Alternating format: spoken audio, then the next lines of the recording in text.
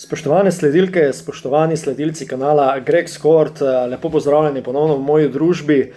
Danes se imamo res ogromno za zmeniti. V bistvu kar ene kup, mislim, da celo 7 alinej sem si nastavil. Drži, 7 alinej sem si nastavil, o katerih bi se želel danes malo razgovoriti. Upam, da tudi kaj pokomentirati v komentarjih, tega se nadejam, kot vedno do zdaj.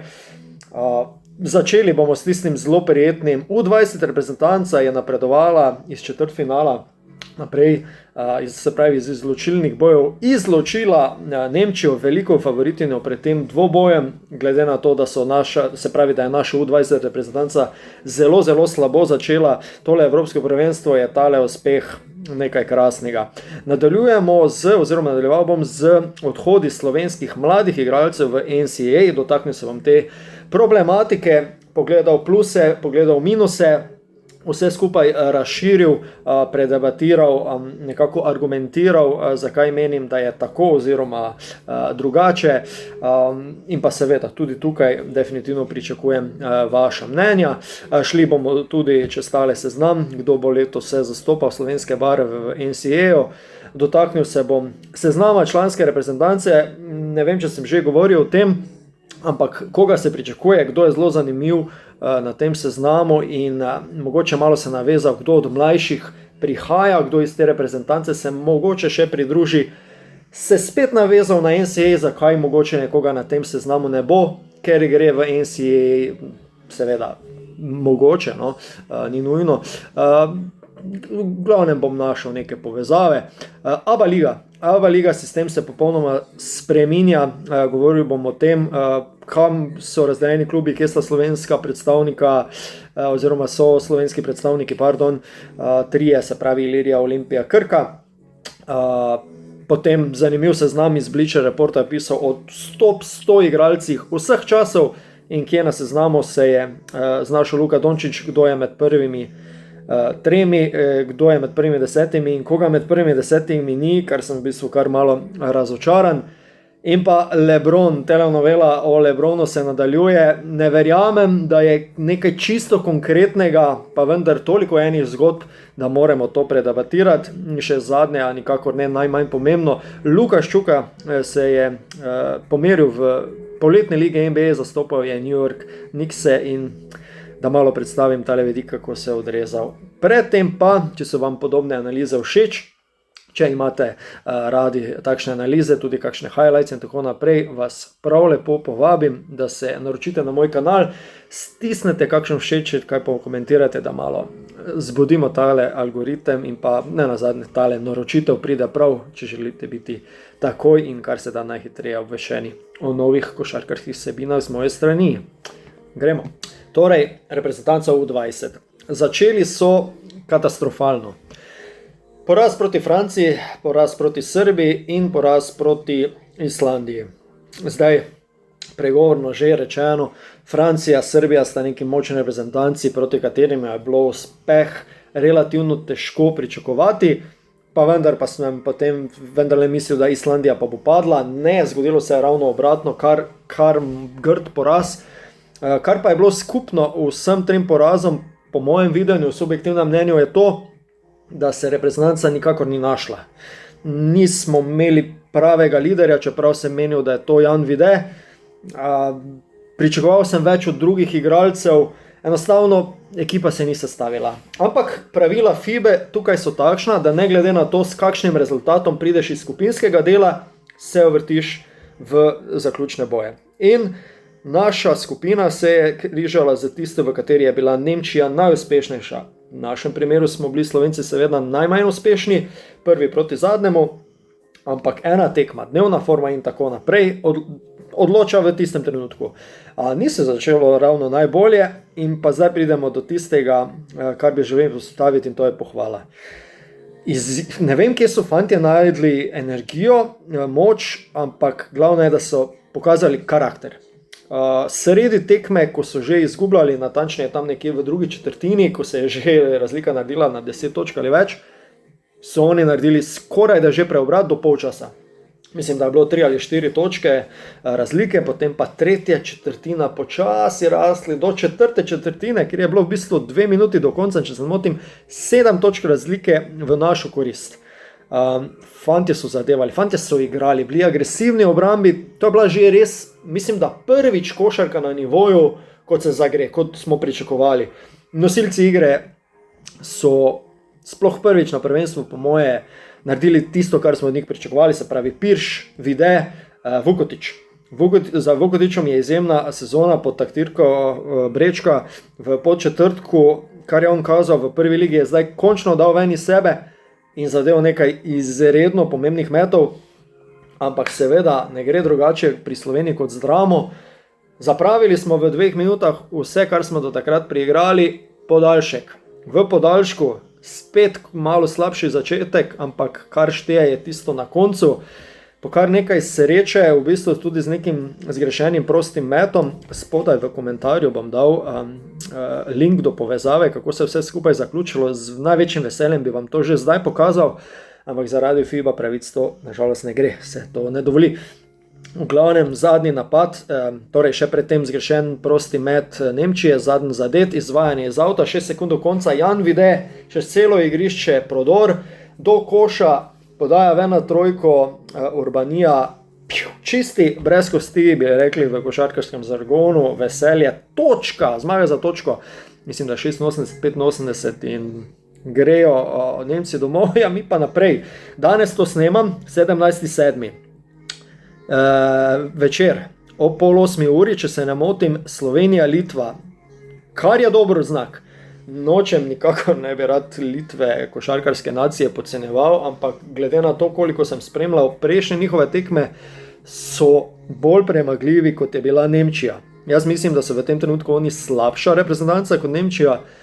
Mislim, če pa je nam zdaj napumpalo adrenalin in pa samozavest, jaz ne vem, mislim, če jim ni polje nekaj z njimi narobe, so bolani.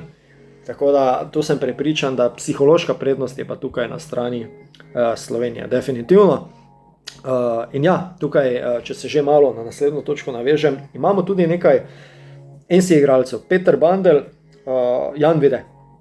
Upam, da nisem koga spustil. Ne, mislim, da nisem. V glavnem, Peter Bandel je lepo raziglaval na tej tekmi, malenko zadržan pri točkah, medtem ko pa Jan Vide pa mislim, da predstava prvenstva. Več kot 20 točk, in tudi tista zadnja podaja, zelo agresiven na koncu in pa v podaljšku. Vse je v bistvu, kar smo rabili od njega. In to je to. Tako da ja, gremo potem naprej, tekmo po tekmo. Vse vemo, to so izločilni boji, ne smemo prehitevati. Zdaj jaz verjamem, mislim, zelo malo časa je za pripravo, ampak bolj bi se tukaj osredotočil na to, da igralci sami pri sebi plus strokovni štab vidijo, da znajo, da lahko, da so na tem nivoju kot ostale ekipe. Roko na srceh, potem kaj sem videl, je kvaliteta košarke napram nekih 5-10 let nazaj močno padla. To je pač spet moje osebno mnenje, ampak mislim, da se tukaj ne motim. Zdaj, ali je to neki manko drugih igralcev, da so že na nekem višjem nivoju, upam, da, ampak tole ni, ne. Ni neki biser, moram reči, no. Je pa res, da mogoče se pa ravno takšno prvenstvo za koga, da se malo prebudi in tako naprej, ne. Zdaj recimo, jaz sem dobil eno vprašanje na Twitterju, kako to, da ni Jana Videta v članski reprezentanci, ne. Zdaj je tako, v primeru dobre uvrstitve Slovenije, mislim, da se naši reprezentanti zberejo komaj naslednji teden na Rogli, mogoče se celo kakšen fant ali pa dva tukaj priključita. Zakaj pa ne? Verjamem, da še je dovolj prostora, da damo vsaj na tale začetni seznam koga, da na začetku priprav se priključi, mogoče ravno Jan Vide je takšen kandidat. Zdaj, prvo opažanje moje, potem ko je šel Jan Vide v NCAA, zaenkrat ne preveč uspešno, iz šole Real Madrida do prve peterke Real Madrida, osvojitve Eurolige z Real Madridom, če se ne motim, skratka, je šel v NCAA, mamljiva ponudba, najverjetneje, ker takšni zneski, kot se pa zdaj tukaj vračajo, to pa je neverjetno, no. Govorimo o tudi 10-kratnikih plač, ki bi jih tukaj prislužili fantje. Ja, to sploh ni pretiravanje, ker ja, tole je šlo malo izven meja, ampak ko boš potem kot fant, kot igralec zavrnil takšno ponudbo, plus, je že malo prehitevam, ampak vseeno plus možnost študija in izobrazbe. Tu pa sploh ni debate, ne, kakšen plus je to. V glavnem Jan Vide, kar sem želel reči, vedno je slovel kot prodorn igralec, ima nek svoj stil igre, se celo nekoliko zaostavi pred samim obročem, navadno pa ima tisti med s pol razdalje. Pogrešam met za 3 pri njem, on je branilec ne nazadnje, ne poslužuje se meta za 3, mogoče še celo manj zdaj, kot pa takrat, ko je bil v Evropi. Takrat še sem ga nekako videl, da bo vrgel, zdaj skoraj da več ne poskuša, mislim, da zdaj v celem prvenstvu na 4 tekmah 5 poskusov za 3 proti Nemčiji je zadev. Tako da tole, mogoče mu še to manjka za članski nivo, ostalo pa počasi, da dohaja, no, pa da je že na nekem nivoju, ko se lahko pogovarjamo o reprezentanci, ampak se pravi, mogoče s to reprezentanco vendarle doseže kak lep uspeh, pa bomo videli potem, kako bo se odzval Sikulič in odgovorni za upoklic. Ne? Tako, bodi si dovolj za U20, gremo malo naprej k temu, o čemer sem se že prej navezal, se pravi NCAA košarka in pa Slovenci v NCAA. Če grem prvo, če se znam, kdo od Slovencev bo igral v NCAA v novi sezoni. Nekateri so že lani, nekateri so že dlje časa. Zdaj se znam sem vzel iz Facebook skupine NCAA Slovenija. Zelo ažurna, zelo dobra stran, absolutno za pohvaliti. Tako da jaz nekako verjamem, da je to pravilen seznam, ne me pa zdaj držati za besedo, če sem koga pozabil. Arne Osojnik, Jan Vide, Peter Bandel, Staš Sivka, Urban Klavžar, Sergej Macora, Matija Samar, Tibor Mirtic, Matic Mikuš, Gašper Kočevar, Filip Petkovski, Saša Cijani, Leon Zdravkovič. Zdaj tole je 13-članska zasedba Slovenije. Na pamet mi ne pride, da bi se zdaj koga pozabilo. Ne vem, zakaj z Vasjo Pančo, če je še on zrajen ali če že prerastel to okolje oziroma če je prestar.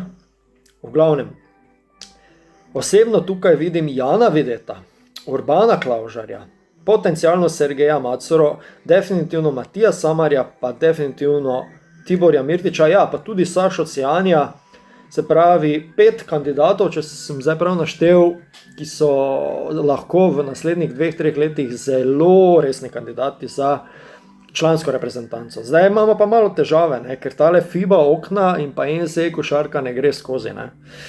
Zdaj na kakšnih večjih tekmovanjih bomo videli, osebno čisto po pravici sem na tem seznamu že letos pričakoval, da bo ta Klavžar, Macora pa mogoče celo Cijani zdaj le že na pripravah.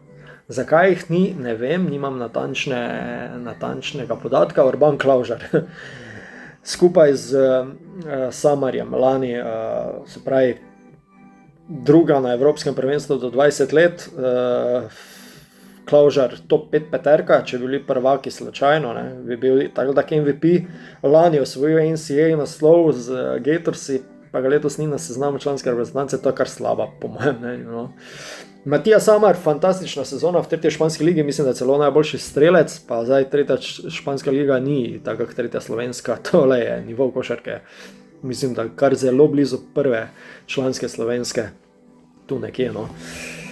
Tako da tudi tole sem malo razočaran, ampak lejte, to so take pogodbe, zdaj let se pravi, nekdo gre celo ta, da proba se izobraziti z diplomo pri domov, kaj zvem, mislim, tole je res neka fantastična opcija za slovenske igralce oziroma vse tujce in pač to so zdaj ti plusi, ki jih želim izpostaviti. Neko novo okolje, pač dobiš nek dokaz, kje si, kako si močen, drugačna košarka je, Američani so fizično močnejši, moraš se drugače postaviti, to vse vidim kot plus, neko primerjavo lahko dobiš, ne? Dobiš stik z ameriško košarko, drugačnimi pravili, polne dvorane so tam ne nazadnje ves čas, ne? Si pod nekim drobnogledom, mislim, košarkar si, valjda boš želel igrati pred polno dvorano, pred novinarsko srednjo, na očesi, plus dodaten, telovadnice ponavadi so tem igralcem oziroma študentom vedno na voljo. Čas treninga, tudi verjetno te lahko kdo spremlja. Isto velja za izobrazbo, lahko imaš tiste tutorje, pomoč pri učenju, prilagajanje, mogoče glede jezika, česarkoli drugega. V glavnem, tukaj je glede izobrazbe in pa glede možnosti treningov, kolikor mi je znano, res poskrbljeno na najvišjem možnem nivoju. Dobro, verjetno se od univerze zadeva, oziroma šole se zadeva razlikuje, pa vendarle. Kje so še tukaj finančni pogoji? Se od letos ali od lani dalje, če se ne motim, so začeli študentske košarkarje plačevati in to so pogodbe, ki tako mladi igralci praktično ne morejo dobiti nikjer v Evropi. Izjema morda kakšen evroligaški klub, zdaj pa roko na srce, koliko mladih igralcev dejansko igra v Euroligi v tem trenutku. Ne spet toliko, kot bi si želeli za evropsko košarko. Zdaj minusi. Nažalost jih vidim malo več. Prvič, evropska košarka ogromno zgubi. Zdaj recimo tistih 13, ki sem jih prej naštel, vsi ti bi lahko recimo šli v slovenske klube. Če ne v slovenske klube, ker nekateri bi jih verjetno že prerasli, vsaj tistih 5, ki sem omenjal, da so neki kandidati za slovensko reprezentanco, bi lahko mogoče šli ali v ABA ligaše, ali v kakšno francosko, špansko ligo, Nemčijo, Koščuka, ne vem. Glavnem, da bi bili na nekem višjem nivoju in pri tem igrali. Zdaj, če ne igrajo, pa sedijo na klopi spet, nismo dosti dosegli, ampak pač da igrajo vsaj nekih 15-20 minut, vse manj so neke drobtinice, bo težko človek napredoval, ne. Ampak ravno to jaz vidim problem, da slovenski igralci, ki odhajajo v NCAA, ne glede na njihov renome, ker jaz mislim, da renome evropske košarke v NCAA nema veze, bom pojasnil zakaj, ampak res nema veze. Problem je, da tam ne dobivajo priložnosti. Ali pa zafrknejo 2-3 žoge in Američani izgubijo potrpljenje z evropskimi igralci. Zakaj renome po mojem mnenju ne šteje? Primera sta dva, Klaužar pa se pravi Vide. Z Real Madrid šole prihajata. To je najvišji možni nivo evropske košarke pri mladih. O tem govorijo osvojeni naslovi v mladinski Euroligi. Zraven tega uspehi na evropskem oziroma svetovnem prvenstvu. Vide je bil na svetovnem prvenstvu in pa Macora sta bila na svetovnem prvenstvu z reprezentanco Slovenije. Mogoče se zdaj komu krivico delam še kdo drug. Pa sta recimo celo igrala proti Američanom. Pa smo se mi nosili tam z Američani. Bilo je zelo na knap. Tista tekma smo izgubili za par pik. Celo vodili smo vmes. Vide potem gre na UCLA, eno izmed najbolj priznanih univerz. Praktično ne dobi priložnosti. Klaužar gre na Gatorse, ima v sebi 3 playmakere, ki so, mislim, da vsi 3 prišli v naboru NBA. Valjda ni dobo dosti priložnosti. Bomo videli, kako bo zdaj v novi sezoni. Že predtem ni dobo dosti priložnosti v Španiji, vmes neka poškodba. Zdaj, da se razumemo. Jaz te vse fante, imam to srečo, imam to privilegij, da jih poznam osebno. In če slučajno pride to do njih, bojo to razumeli, kako govorim, ker tukaj probam biti resnično objektiven. Želim jim popolnoma vse najboljše. Ne vem pa, če je to res najboljša izbira. Do zdaj, ne vem, koliko se je izkazalo, Urban Klaužar je zdaj dobo NCAA zmago, mislim, glede uspeha fantastično. Po pogovoru z njim osebnem pa tudi on si želi logično, da bo več igral. Pogoji so fantastični, razumejo se odlično. Ne pa samo, da še tisti košarkarski korak naredi naprej, ne samo na osnovi uspeha, ampak na osnovi minut, izkušenj, boljšega košarkarskega znanja in tako naprej. Tako da tole si resnično želim. Zdaj je zanimivo, Tibor Mirtič in pa Saša Cijani bosta skupaj igrala za Penn State. To je Big Ten konferenca. Kaj to točno pomeni, mene ne vprašajte. Vas pa povabim komentarje, da si to sami razložite oziroma razložite in meni in komu drugemu. V takšnih boljših ekipah sta, koliko mi je znano, tudi Samar in pa Klaužar, mogoče še kdo drug, Bundle, Vide, ne vem, mogoče celo ja, tu ne vem. V glavnem, tako da nekega potrpljenja, kot sem delal tukaj z evropskimi igralci, ravno ni. Pa še en minus mogoče, potem stik z realnostjo, ko se bo enkrat vrnili v Evropo. Plača pade strmo dol, spet drugačen način košarke, spet na nek način prilagajanje, čeprav si ti prej ves čas igral evropsko košarko, ampak vendarle malo pozabiš, koraki so malo drugačni, prehod vode je malo drugačen, pač kaj so tam koraki, tu niso, oziroma obratno. Malo lovljenja definitivno je, ne. Bomo videli, ne.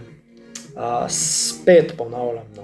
Če pa se tu pridobi neka izobrazba, če se prinese domov diploma, znanje, to je čisto druga zadeva, katero bom vedno podpiral in tako je. Ne nazadnje, naučiš se novega jezika, kulture in tako naprej in to je pa fajn. Zdaj, zakaj sem še mogoče malenkost proti temu, da naši košarkarji odhajajo tja? Kdo se je dejansko vrnil boljši? Kvalitetnejši košarkar pod predpostavko, da je ustvaril pozneje res kariero, ki si rečeš, evo, ta je pa bil igralec. Od tega je pa Slovenija imela ne vem, medaljo, ne vem, zgledno evropsko prvenstvo, ne vem, izjemno evroligaško kariero. Lahko spodaj dopišete v komentarjih, jaz bom ponudil 2, po mojem mnenju, ki sta zares uspela, ampak točno 2.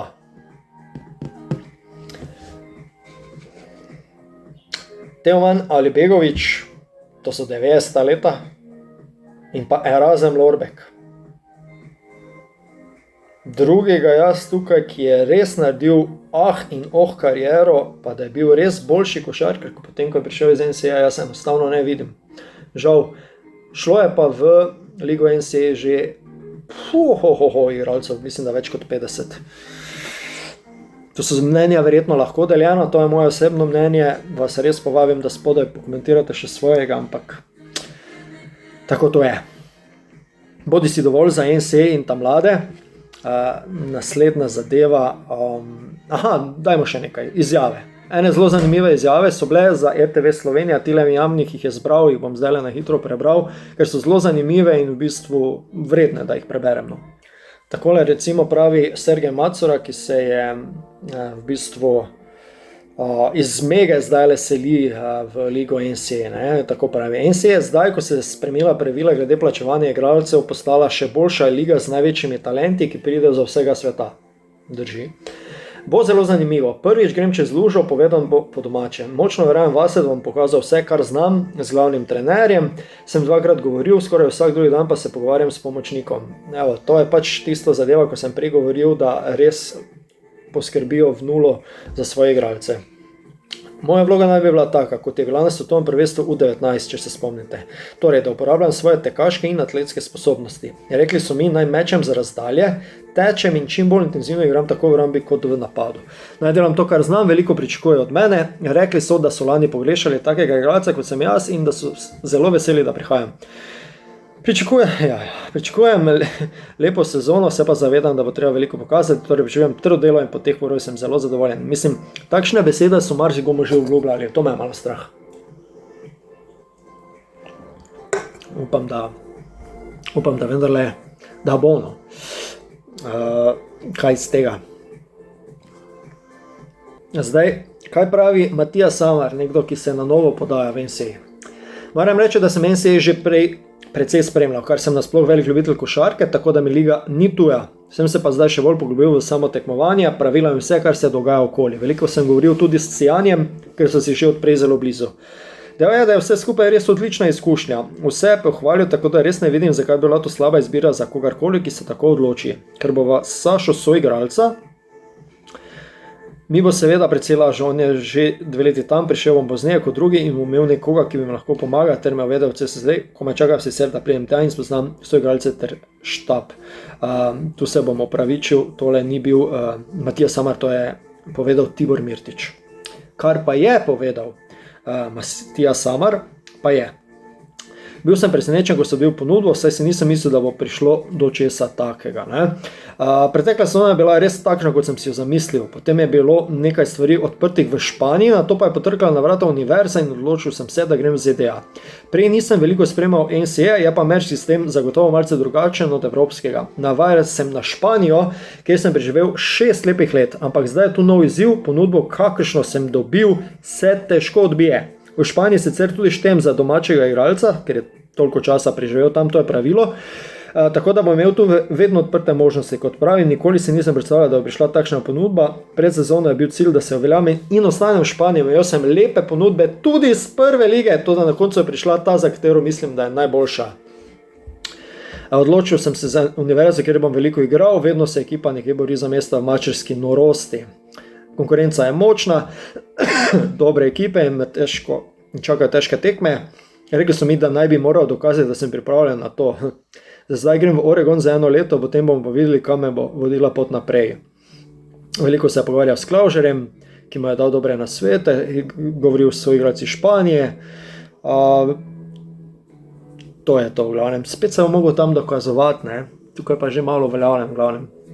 Ok, srečno fantje, srečno, res držim pesti, to vsekakor upam, da pa kar se da največ pridobite v te izkušnje, ne? Definitivno. Tako, zdaj pa mislim, da je res dovolj, kar se tiče NCAA, mogoče s kakšno besedo še skočim nazaj, ampak gremo na seznam reprezentantov, ki se ga mogoče, nekaj sem se ga vmes dotaknil, ne pa zdaj toliko. Tu bi samo eno stvar izpostavil, Mark Padjen, recimo je tudi imel neko razmišljanje o tem, da bi šel v NCAA, nekaj se je govorilo tudi za Krofliča. Zaenkrat Mark Padjen ostaja na Iliriji, če se bodo dogovorili, mislim, da se trenutno fazi dogovarjanja zadeve, kar mislim, da je super. Stik z malo boljšo evropsko košarko ABA, prva liga, do ABA se še in novega sistema še pridem. Je pa na seznamu tudi Martin Krampelj. Zdaj, če se ne motim, je nekaj časa nazaj bila celo neka tožba med njim in KZS-jem. Očitno so zdaj zadeve v redu. Je pa za Martinom Kramplom zanimivo zelo dobra sezona v Turčiji, kje bo nadaljeval kariero, in sicer ni točno jasno. Ampak fajn je, da ga bomo probali, po moje. Itak smo bogi že nekaj let na centrskem položaju, Martin Krampelj po taki sezoni, jaz to pa res pozdravljam, no, tole potezo, tako da bomo videli, ne. Vlatko Čančar, seveda od njega se dosti pričakuje, v zadnjem dnevih se je poslovil s pismom od Denverja oziroma njegovih navijačev, koliko mi je znano, se seli v Milano, no. Tole sem še glede reprezentance želel izpostaviti. Lukaš Čuka, to je zadnja, pa gremo kar na Lukaš Čuko. No. Lukaš Čuka je za New York Knicks igral zdaj v poletni ligi. Prve 2 tekme nič posebnega, no na zadnje tekme pa že nekaj 8 točk, malo več je dal od sebe, da tako rečem. To bo po moje ena fajn izkušnja za njega, s katero bo potem prišel na reprezentanco, z nekoliko ukrepljeno samozavestjo, če ne drugega. To se mi zdi full fajn, da prideš malo na drug konec, pa se res tistimi, ki se dejansko borijo za kakšno odprto mesto v ligi NBA, borijo, ne. ABA liga, nov sistem. Kako je pa to zanimivo? Veste, kaj me najbolj fascinira pri tej ABA novi različici? Oni so se kar enkrat zmenili, pa naredili neki žreb, pa ekipe postavili v svoje grupe. Kje je bil ta žreb viden, kdaj so ga oznanili, da bo z tretjo? Jaz se res dvomim, ker toliko spremljam košarko noč pa dan, da sem jaz to spustil. Oni so kar naredili neke ekipe. Se pravi, 18 ekip imamo, zdaj so 2 dodali, ne? Kluž, romunski pa Vijena, se pravi Dunaj, ne? In zdaj so oni 2 skupine naredili, A pa B. To me je zanimivo. Skupina A, ne? Partizan, Dubaj, Kluž, Derbi, Igokeja, FNP, Borac, Split, Krka. Skupina B, Olimpija, Ilirija, Ljubljanski derbi, Zvezda, Budućnost, Spartak, Bosna, Mega Zadar in Dunaj. V vsaki skupini bodo klubi igrali po dvokrožnem sistemu, torej vsak za vsakim doma v gosteh, skupaj 18 krogov. To je že zajetna zadeva, ne? V vsakem krogu bo ena ekipa prosta. Veste, prve 4 ekipe iz skupine A in B se bodo vrstile v 8 najboljših, torej top 8. Uvrščeni med 5. in 9. mestom v obeh skupinah pa bodo nastopili v tako imenovanem play-outu. Vsi klubi bodo v drugi del prenesli točke, dosežene v prvem delu tekmovanja. V drugem delu tekmovanja še 8 dodatnih tekem. V glavnem, malenko so tukaj zakomplicirali zadeve. Bomo videli, ne? V glavnem, itak so poskrbeli, da Partizan pa Zvezda ne bo ta v isti skupini. Normalno, ne? Pa priključili so Dubaj, pa priključili so Budućnost v eno grupo, pa ajde, tu še nekak Olimpija, spada nekje tu vmes med malo boljšimi ekipami, pa ajde neka, ne vem, Igokea, mogoče tam, pa smo tu, ne, glavnem, upamo, da bo v redu, no. Ne vem, sicer kaj si ne sam mislim, ker vse skupaj mi je čudno, tudi ker zdaj zmagovalec ABA lige ima kaj. In ko sta Dubaj imamo v Euroligi, imamo Partizan v Euroligi, pa imamo Budućnost v Euroligi, Budućnost zvezdo, pardon. Vsi imajo velike pare, pa Olimpija je samo gre še nazaj. Glede na to, da je zdaj Zlatorog, ne, je zgubil kao generalnega sponzora Pivovarno Laško, se sam osebno sprašujem, kaj to pomeni za Cedevito Olimpijo, ker je pač on valjda bil zraven, ne, oziroma v tem primeru Pivovarna, ne vem koliko časa, ne, kar se mi zdi en velik minus. Ne. Ja. Še dve temi, se pravi LeBron James in pa top 100 Bleacher Reportov, najboljših košarkarjev vseh časov. Gremo na LeBrona. LeBrona, ne, to je vedno ena drama. Zdaj, tu je pa zdaj toliko enih špekulacij, kaj se dogaja okoli LeBrona. Zdaj čisto vse skupaj, če se štejemo ali pomnožimo ali karkoli želite, so verjetno en prazen nič, pa blatenje prazne slame, pa da se pač govori o ligi NBA in tako naprej. LeBron je malo živčen, karkoli glede tega. Recimo v Las Vegasu se je pojavil na Summer League in pač hoteli so ga malo novinarji poprašati o tem, on je gladko zavrnil oziroma dejal, da nima se kaj pogovarjati o tem. Ne? Tako da ne vem, koliko je kaj na to. Delejte se, zadnja novica, 17 ur nazaj, se pravi čez noč, kar smo spali, update: LeBron hasn't had buyout or trade discussions with the Lakers and both sides expect that he will be with the team for training camp. Se pravi, LeBron ni imel dobenih pogovorov z Lakersi o buyoutu oziroma o prodaji, ampak predvidevajo obe strani, da se bodo srečale na prvem uradnem treningu. Zadnjo se je omenjalo, da so največji kandidati za to, da pripeljejo LeBrona, Dallas Mavericks. In kera fora je bila to, ne? Da imaš potem, kar se je dogajalo na relaciji Dallas-Lakers, da je Luka šel ta, da je Cooper Flag prvi nabor, da je Davy šel ta, da bi zdaj še LeBron šel tja, pa neki igralci valjda v zameno. Cik-cak, ne vem, ali pa, mislim, osebno bi tako rad, da grem malo LeBron stran. Prvič, ker mi ne sede kot igralec, imam ga top 3 vseh časov, ampak ne sede mi nekako kot vsa drama okoli njega. Po drugi strani pa, če dobim jaz centra ali pa celo 2 centra iz Dallasa, pridi, kate je, takoj. Ampak tole so bolj pobožne želje, po mojem mnenju. No. V glavnem, ful se je sledilo glede tega in mogoče se še bo nekaj časa govorilo. Pol se je govorilo, da v roku enega dneva Dallas pripravlja neko ful novico. Ne vem čeno. Ne vem, nisem najbolj prepričan. Ne. Plus, drag je, majster je 52 milijonov letos, vzel, to je tak cap space, toliko zasede prostora, da mislim, za takega igralca zdaj pri 40 letih, za toliko denara, kaj te vem, pač tam je izkoristil klauzulo tole v pogodbi LeBron, kar je popolnoma logično po eni strani, po drugi strani pa si misliš, toliko vražjega denara si zaslužil v celi karieri, cel čas govoriš nekaj, prvo govori, da so pomembni prstani, pol govori, da niso pomembni prstani. Če bi ti bili prstani pomembni, bi malo zmanjšal ta denar, pa bi lahko ekipa ukrepila, ne? Zdaj pa si ful zaprtega prostora. Ne? Ne vem. Top 100 NBA košarkarjev vseh časov. Kje je Luka Dončić? Tole bom zdaj malo Pardon za tisto vmes. Zdaj prvo kriterijev bilo več, ne, za točkovanje, kako so razvrstili pri Bleacher Reportu. Ne. Od kariere košarkarja, statističnih kazalcev, nagrad, udeležb v končnicah, prstanov, koliko je kdo osvojil, vpliva in moči na vseh področjih, vse do splošne veličine lika, ki pri najboljših ponavadi preseže meje športa, so nekje zapisali. Ne. Tako da v konkurencu se je znašlo 500 imen, kar je pač wow, ne? Ampak so skrčili na 100. Od sezone 46-47 dalje. Dončić Luka na 57. mestu. Meni osebno previsoko gor, se pravi, jaz bi ga spustil malo nižje.